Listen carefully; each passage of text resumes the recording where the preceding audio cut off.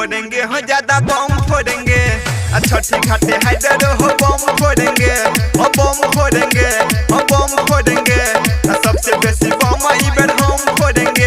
आया खुशी का समय छठी घाट पे भैया छुरा छुरी फूला झाड़ी इबर कम छोड़ेंगे।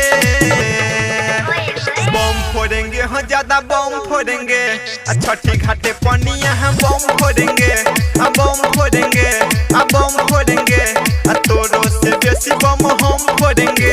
भैया लवजी भोजी करने घुसे के जाओ, बहुते बम फटाका फूट रहा है, गोटे बेल मुट्ठी पड़ जाएगा।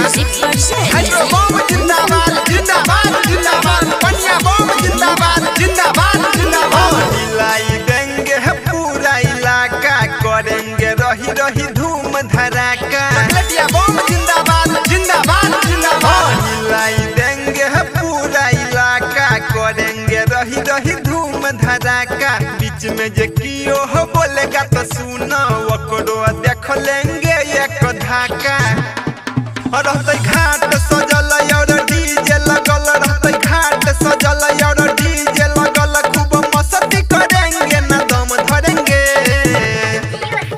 बम फोड़ेंगे भाई बम फोड़ेंगे। छठी घाटे चॉकलेटिया बम फोड़ेंगे, बम फोड़ेंगे, बम फोड़ेंगे। सबसे बेसी बम इबर हम फोड़ेंगे।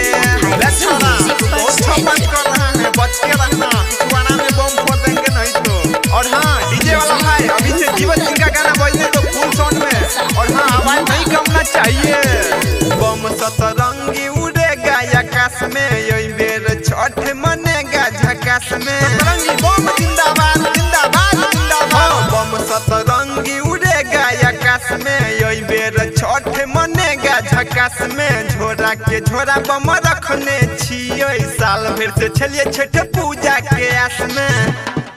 गायक जीव छमु के सरवी अमित कमलेश सिंह, जीव छमु के सरवी अमित कमलेश। सब मिली के रिकॉर्ड तोड़ेंगे। बम फोड़ेंगे भाई बम फोड़ेंगे। छठी घाटे बुलेट बम फोड़ेंगे, बम फोड़ेंगे, बम फोड़ेंगे। सबसे बेसी बम इबर हम फोड़ेंगे।